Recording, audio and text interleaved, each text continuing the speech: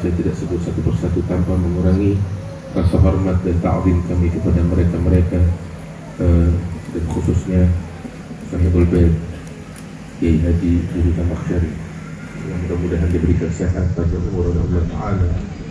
Hadirin wal hadirat yang dimuliakan Allah Subhanahu wa Ta'ala, pertama-tama saya meminta maaf kepada para ulama, para habaib, hadirin wal hadirat, atas keterlambatan saya. Sebenarnya sudah harus sampai di Samarinda dari pukul 8 tadi pagi, cuman pesawat di delay 2 jam baru sampai sekarang. Wafirika insyaallah di dalam keterlambatan insyaallah ada hikmahnya insyaallah di balik kita semua. Hadirin wal hadirat yang dimuliakan Allah Subhanahu wa Ta'ala, kita sama-sama berkumpul di tempat ini, di Pondok Pesantren Sabilur Rasyad, demi memperingati Maulid Nabi besar Muhammad sallallahu alaihi wasallam. Demikian juga milad yang ke-39 tahun dari sejak berdirinya Pondok Pesantren ini, dan daripada pendiri Da'ilullah Bapak Kiai Haji Asmuni, yang mudah-mudahan diangkat derajat beliau oleh Allah Subhanahu wa Ta'ala. Hadirin wal hadirat yang dimuliakan Allah, perkumpulan yang semacam ini adalah perkumpulan yang penuh keberkatan dari Allah Subhanahu wa Ta'ala. Bagaimana tidak, kita lihat bapak-bapak, ibu-ibu yang dimuliakan Allah, yang hadir di tempat ini banyak sekali, baik yang kita lihat dengan mata maupun yang tidak kita lihat dengan mata dari para malaikat. Perkumpulan yang semacam ini bukan dihadiri oleh kita manusia, tetapi juga dihadiri oleh para malaikat, dan itu disabdakan oleh Nabi besar Muhammad sallallahu alaihi wasallam, "Majtama'a qaumun fi baitin min buyutillah yadhkurunahu wa yadhkurunallah wa yatluna kitaballah wa yatadarasunahu bainahum wa fi riwayatin wa yusalluna ala nabiyyihim illa nazalat alaihimus sakinah wa ghasyiyatuhumur rahmah wa hafathumul malaikah wa dzakarahumullahu biman 'indah." Kita berkumpul sekelompok manusia untuk berzikir kepada Allah, untuk mengkaji ayat-ayat suci Al-Quran, untuk bersalawat atas baginda Nabi besar Muhammad sallallahu alaihi wasallam. Melainkan Allah turunkan ke dalam hati setiap yang hadir ketenangan dan ketenteraman. Bapak-bapak, ibu-ibu yang dimuliakan Allah Subhanahu wa Ta'ala, kita semua di tempat ini merasakan ketenteraman tersebut. Kita merasakan ketenangan dan kenyamanan yang memang ini adalah bukti kebenaran yang disabdakan oleh Nabi besar Muhammad sallallahu alaihi wasallam, "Illa nazalat alaihimus sakinah wa ghasyiyatuhumur rahmah." Dan perkumpulan yang semacam ini dinaungi dengan rahmat Allah Subhanahu wa Ta'ala. Kasih sayang Allah turun di majlis yang semacam ini. Rahmat dan pengampunan Allah turun di dalam majlis yang semacam ini. Majlis di mana kita mengingat Allah, majlis di mana kita bersalawat kepada Nabi besar Muhammad sallallahu alaihi wasallam. Majlis yang tidak akan rugi orang yang ikut berkumpul di dalamnya, apapun tujuan mereka. Ada orang di antara kita yang hadir di sini tujuannya untuk berzikir. Ada yang di antara kita yang tujuannya untuk hal-hal yang lainnya. Tetapi apapun itu niat kita, orang yang ikut berkumpul di majlis semacam ini, mengingat Allah, bersalawat kepada Nabi Muhammad SAW, ambil kabar gembira, tidak akan pernah rugi sama sekali. Bahkan semua dosa-dosanya diampuni oleh Allah, dan semua doa-doanya diijabah oleh Allah Subhanahu wa Ta'ala. Bagaimana tidak?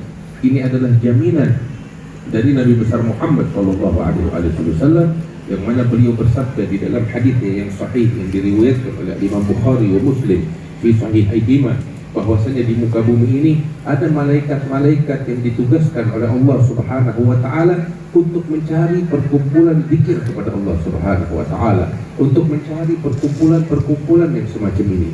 Apabila mereka mendapati perkumpulan yang semacam ini, mereka memanggil para malaikat yang lainnya. Mereka memanggil, halumu ila budiyatikum. Satu sama lain mereka saling mengatakan, ayo mari, inilah yang selama ini kita cari-cari, yaitu perkumpulan zikir kepada Allah Subhanahu wa Ta'ala. Maka malaikat ikut berkumpul dengan orang-orang yang hadir di tempat ini. Untuk apa mereka berkumpul? Untuk apa mereka hadir bersama kita? Mereka hadir demi untuk membawa keberkahan yang lebih banyak kepada kita sekalian. Maka itu kita rasakan ketenteraman di dalam hati kita dan kenyamanan. Sampai bukan hanya sekedar itu, tetapi mereka juga mencatat segala apa yang kita lakukan di dalam majelis ini untuk dilaporkan kepada Allah Subhanahu wa taala. Ibaratnya kita lihat ini ada kamera depan kita. Ya, malaikat hadir, mereka memantau CCTV, memantau segala apa yang ada di majelis ini untuk kemudian datanya, laporannya, rekamannya disodorkan kepada Allah Subhanahu wa taala. Ketika kita semuanya akan keluar dari majelis ini, para malaikat dipanggil oleh Allah Ta'ala. Allah Maha mengetahui. Allah Maha mengetahui tentang segala apa yang ada di alam semesta ini, termasuk di dalam majelis kita ini. Allah tapi bertanya kepada malaikat, bukan karena Allah tidak tahu. Allah ingin menunjukkan kepada kita betapa besar kasih sayang Allah, betapa besar perhatian Allah kepada kita yang hadir di majelis yang semacam ini. Allah bertanya kepada para malaikatnya, wahai malaikatku, kalian hadir bersama para hambaku. Malaikat menjawab, ya Rabb, kami hadir bersama malaikat. Allah bertanya dan Allah Maha mengetahui. Allah bertanya kepada para malaikat, kalian hadir bersama hambaku, apa yang mereka lakukan? Maka malaikat mengatakan, ya Rabb, mereka hamba-hambamu yahmadunak, wa yusabbihunak, wa yukabbirunak, wa yumajjidunak. Mereka semuanya bertasbih kepadamu, bertahmid, bertahlil, bertakbir, mengagungkan engkau. Maka Allah bertanya, mereka lakukan itu semua, apakah mereka melihat aku? Kita semuanya yang hadir di sini nggak ada yang pernah melihat Allah Subhanahu wa taala. Walaupun pada hakikatnya Allah Subhanahu wa taala begitu agung, begitu mulia. Orang-orang yang hatinya terkoneksi dengan Allah tidak akan pernah terhijab dari Allah Subhanahu wa taala. Tetapi Allah bertanya kepada para malaikatnya, mereka yang hadir, apakah mereka melihatku? Maka malaikat bilang, ya Rabb, orang-orang yang hadir mereka nggak ada yang melihat engkau, tetapi mereka percaya kepadamu, mereka beriman kepadamu. Karena itu mereka berkumpul untuk bertasbih, bertahmid, bertahlil, bertakbir dan bertamjid kepadamu. Maka Allah Ta'ala bilang kepada malaikat, kaifa idza ra'awni, bagaimana keadaan mereka jika mereka melihat aku? Maka malaikat mengatakan, bapak-bapak, ibu-ibu, kalau kita melihat Allah, bagaimana keadaan kita? Maka sungguh kita akan lebih sungguh-sungguh lagi di dalam mencari ridha Allah, di dalam beribadah dan menghamba kepadanya. Malaikat pun demikian, ya Rabb, apabila mereka melihat engkau, mereka akan habiskan seluruh hidup mereka hanya untuk mengabdi kepadamu. Terus Allah bertanya kepada para malaikatnya, aku mendengar mereka berdoa kepadaku di dalam majelis itu. Kita semua juga berdoa di majelis semacam ini, bapak-bapak, ibu-ibu.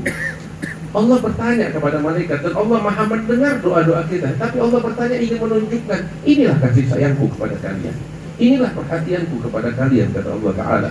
Allah bertanya, mereka berdoa kepadaku, apa sebenarnya yang mereka minta? Bapak-bapak, ibu-ibu, malaikat langsung memberikan laporan. Tuh doa-doa yang kita panjatkan di tempat ini, di majelis semacam ini, semuanya dicatat sama malaikat, didata satu persatu doa kita dari setiap individu yang hadir di sini, dicatat dan semuanya disodorkan kepada Allah. Ya Rabb, si fulan, dia berdoa, doa pertama dia minta ini, yang kedua minta ini, ketiga minta ini, keempat minta ini. Semuanya doa-doa kita satu persatu disodorkan oleh malaikat kepada Allah Ta'ala. Fulan orang yang kedua, dia berdoa minta pertama ini, kedua ini, ketiga itu, dan seterusnya.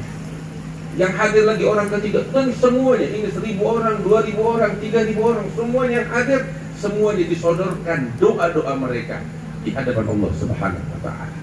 Sampai akhirnya malaikat bilang, ya Rabb, inilah doa-doa mereka, dan mereka semua berharap dari engkau agar Allah memberikan kepada mereka surga. Kita semuanya punya doa, kita semuanya punya harapan kepada Allah. Kita panjatkan di majlis yang semacam ini.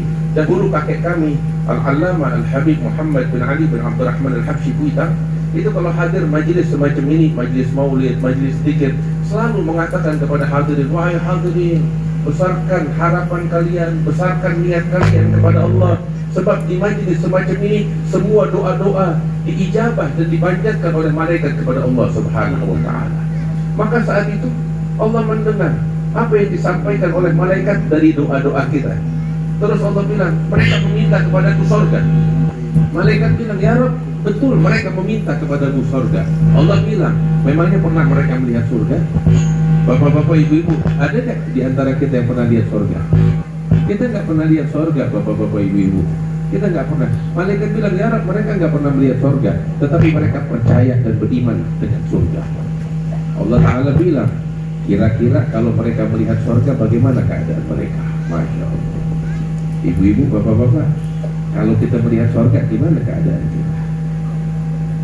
Kita nggak bisa hidup di dunia kalau kita lihat surga. Demi Allah nggak ada enaknya hidup di dunia dibanding dengan apa yang Allah janjikan bagi orang-orang yang saleh di surga nanti. Ibu-ibu, bapak-bapak, orang yang paling miskin di surga, dan gak ada yang miskin, itu diberikan oleh Allah Ta'ala istana. Diberikan oleh Allah istana. Itu disebutkan di dalam hadis oleh Nabi Muhammad SAW. Ini baru istananya.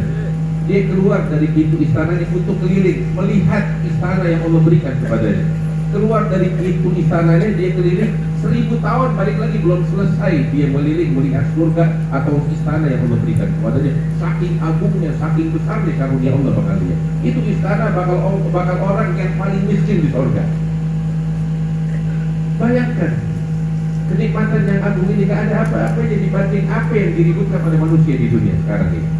Mereka meributkan kedudukan, jabatan, harta, tahta dan lain sebagainya. Semuanya nol, kosong, gak ada artinya dibanding anugerah yang Allah janjikan di surga nanti bagi orang-orang yang saleh. Mudah-mudahan Allah masukkan kita ke dalam surga.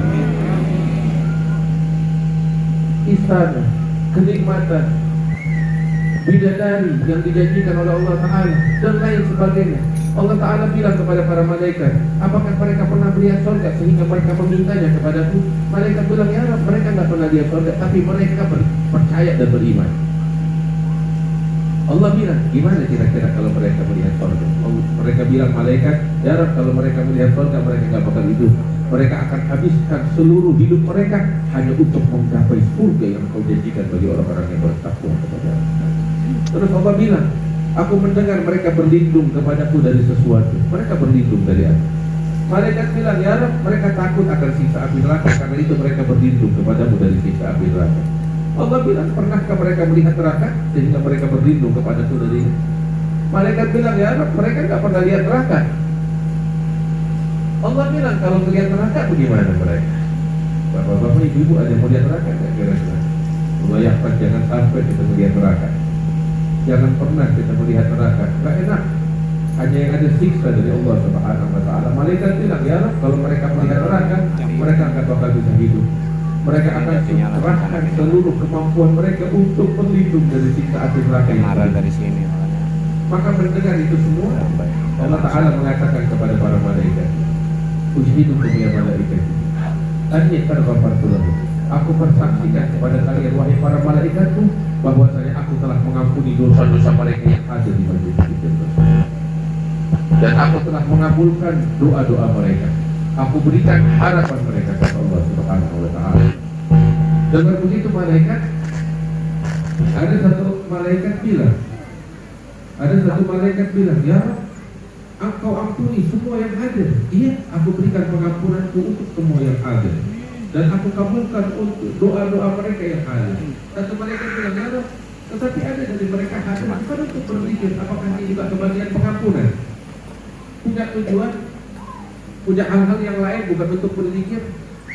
Mungkin hanya sekedar fudul, pengen tahu, pengen lihat, tapi bukan untuk berpikir. Maka saat itu Allah Ta'ala mengatakan, walahum qad ghafartu humul qaum la yahqa bihim jadidun. Orang itu pun telah aku ampuni dosa-dosanya, karena sesungguhnya perkumpulan yang semacam ini tidak akan pernah rugi orang yang ikut bersamanya, kata Allah Subhanahu wa Ta'ala. Alhamdulillah, ambil kabar gembira bapak-bapak ibu-ibu, kita insya Allah pulang dari sini dengan pengampunan Allah, dengan doa-doa yang diijabah oleh Allah Subhanahu wa Ta'ala. Ada satu orang hidup di masanya Al-Habib Hasan bin Saleh Al-Bahar. Al-Habib Hasan bin Saleh Al-Bahar ini adalah guru daripada Al-Habib Abu Bakar bin Abdullah Al-Attar, seorang ulama besar, wali besar di masanya. Al-Hasan, Habib Hasan bin Saleh Al-Bahar ini, beliau itu punya majlis zikir, majlis ilmu. Beliau mengajar, majlisnya itu dihadiri oleh orang banyak. Jangankan orang-orang awam, para ulama pun hadir di majlis beliau. Salah satunya itu yang hadir di majlis beliau adalah Syekh Abdullah bin Sa'ad bin Semair, ayah daripada pengarang kitab Safinatul Najah. Kitab Safinatul Najah itu dikarang oleh Syekh Salim bin Abdullah bin Sa'ad bin Semair, ini sang ayah. Sang ayah ini, Syekh Abdullah bin Sa'ad bin Semair, selalu hadir di majlisnya Al-Habib Hasan bin Saleh Al-Bahar. Enggak pernah absen, selalu duduk hadapan Al-Habib Hasan. Sampai satu kali Syekh Abdullah ini absen, nggak hadir majelis selama 1-2 minggu lebih kurang. Setelah 1-2 minggu beliau absen dari majelis, kemudian beliau hadir seperti sebagaimana biasa.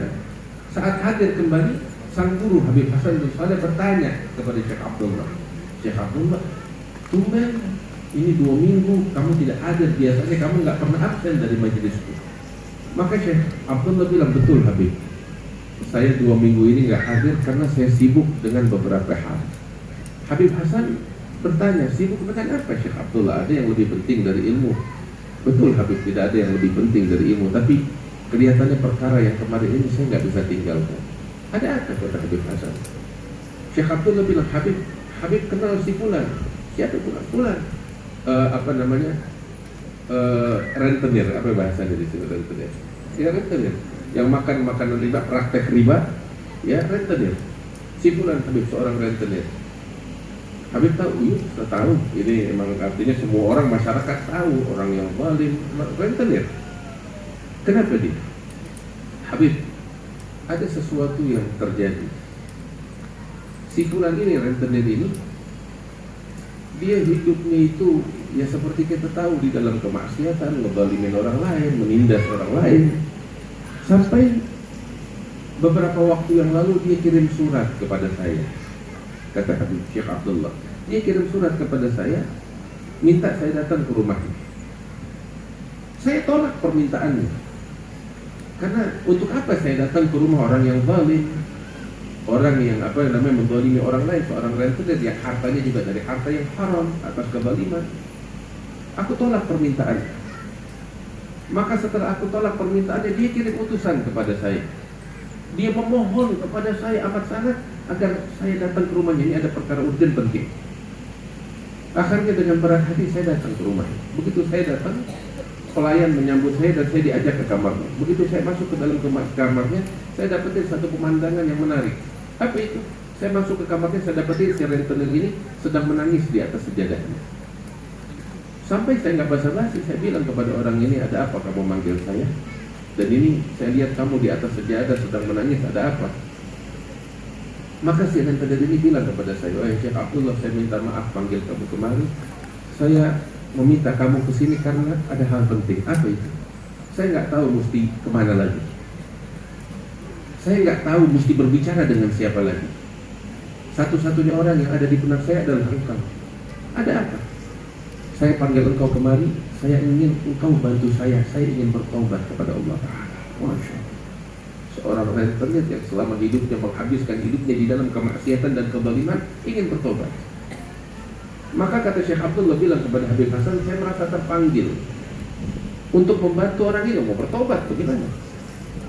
Maka saya katakan, kalau memang kamu sungguh-sungguh ingin bertobat, ambil kabar gembira, Allah membuka pintu taubat kepada sekalian hambanya.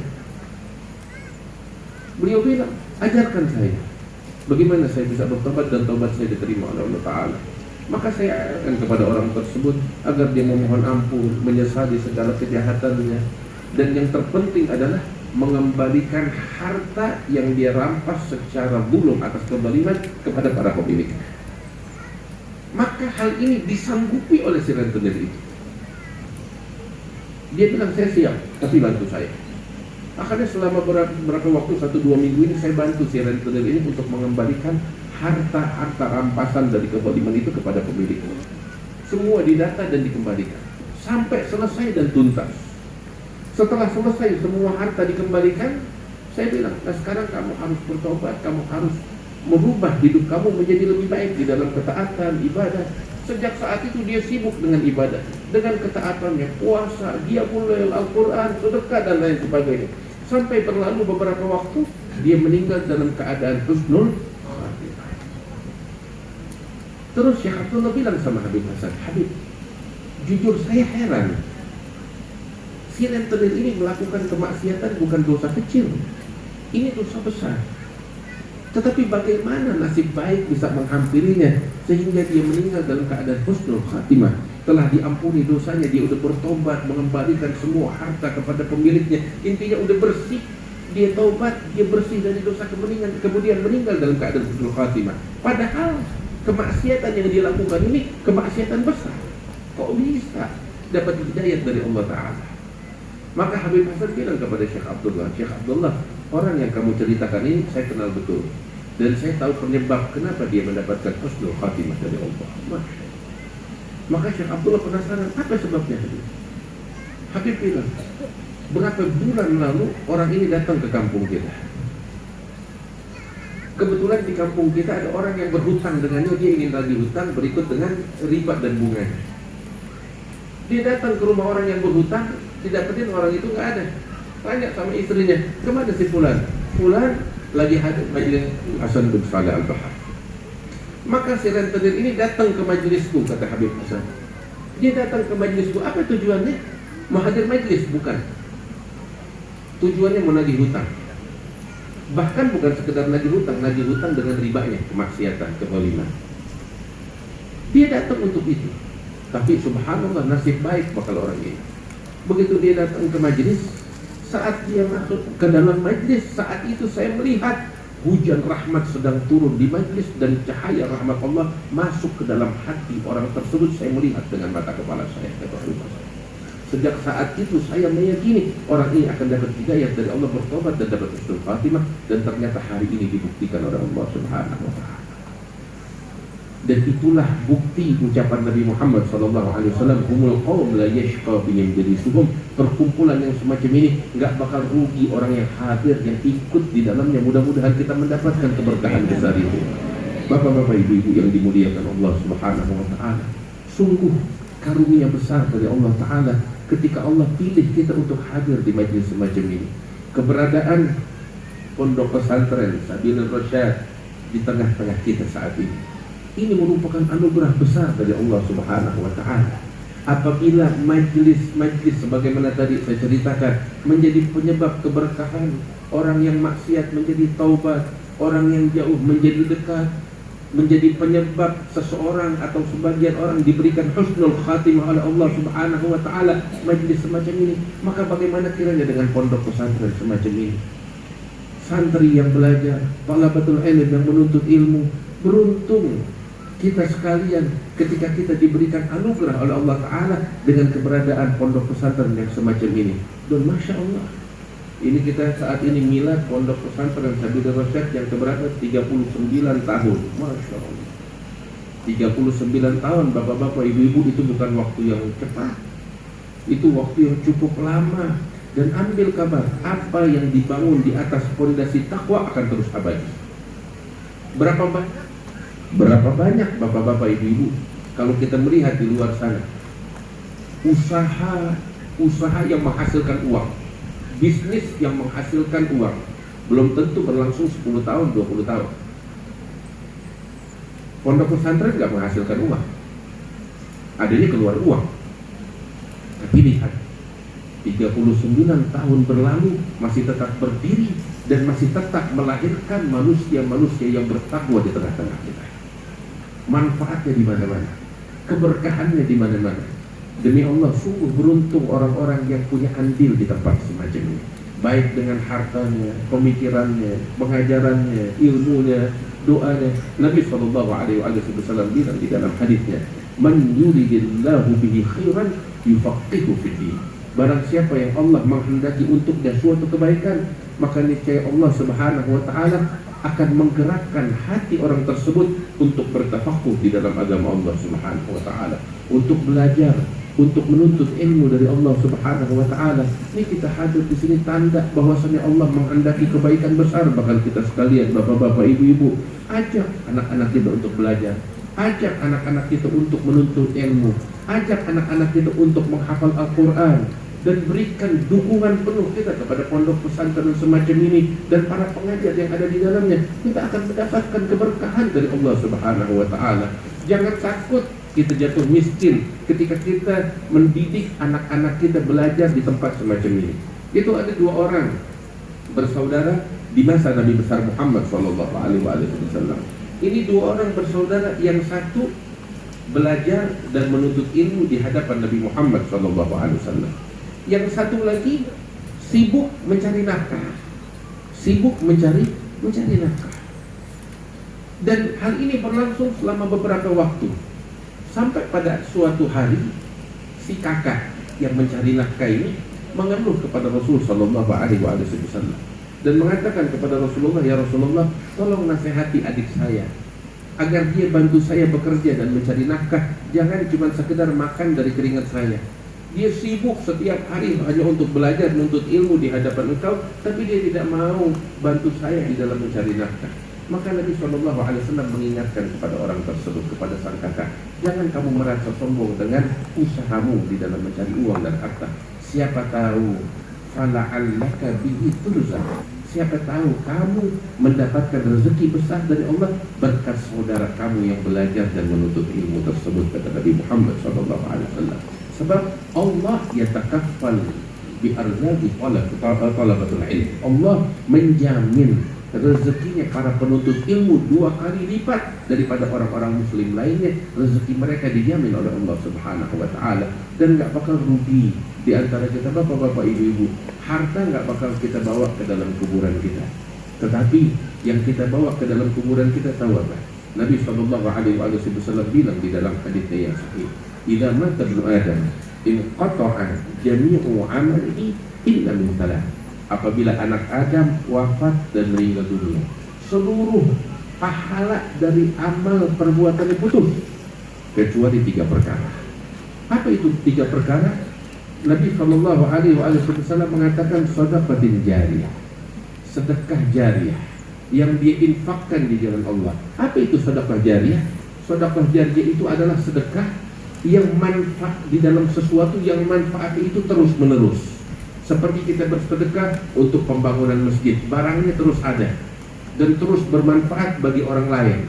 Seperti seseorang di antara kita sedekah untuk pondok pesantren, untuk para penuntut ilmu, manfaatnya terus menerus. Itu kata Nabi Muhammad, sekalipun orang yang bersedekah itu telah wafat dan meninggal dunia, tetapi pahalanya akan terus mengalir, tidak akan pernah terputus. Seperti Allah katakan dalam Al-Quran, lahum ajrun ghairu mamnun, bagi mereka pahala yang tidak terputus dari Allah Subhanahu wa taala. Yang kedua, wa ilmin yuntafa'u bih, ilmu yang bermanfaat. Apa itu ilmu yang bermanfaat? Ilmu yang bermanfaat ini majlis yang kita hadiri semacam ini, pondok pesantren semacam ini. Bapak-bapak, ibu-ibu, ilmu yang bermanfaat adalah ilmu yang kita pelajarin, kita praktekin, dan kita sebarkan kepada orang lain. Di pondok pesantren semacam ini, anak-anak kita belajar, anak-anak kita menuntut ilmu. Pahala yang mereka dapatkan begitu besar, dan ambil kabar setiap orang yang punya andil di dalam tersebarnya ilmu ini juga mendapatkan pahala tersebut. Nabi sallallahu alaihi wasallam mengatakan di dalam hadisnya, barang siapa yang membaca Al-Quran, yu'tillahu bi kulli harfin minha asyra hasanat.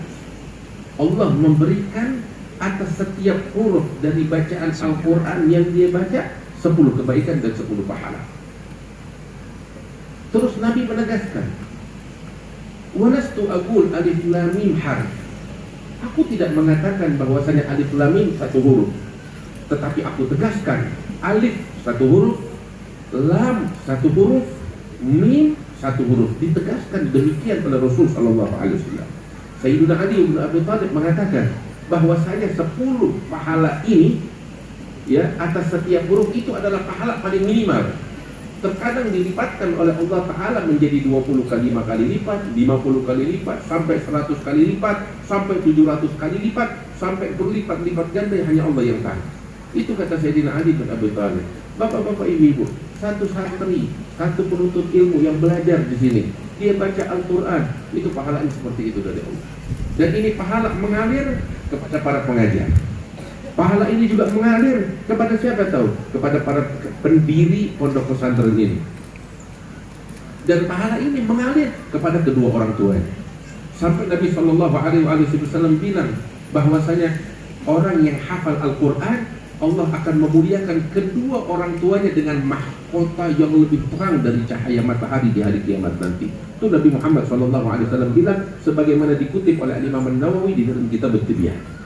Sampai Nabi bilang, itu anugerah Allah untuk kedua orang tuanya. Boleh jadi orang tuanya nggak bisa baca Quran, boleh jadi orang tuanya buta huruf, Tetapi ketika dia himbau anaknya, dia berikan dorongan kepada anaknya sampai anaknya hafal Quran, Allah memberikan hadiah, ganjaran untuk kedua orang tuanya, mahkota yang lebih terang dari cahaya matahari kelak di hari kiamat, sebagai anugerah dari Allah Subhanahu wa taala. Nabi bilang itu bakal kedua orang tuanya. Bagaimana bakal si anak yang hafal Al-Quran tersebut? Masya Allah, Masya Allah.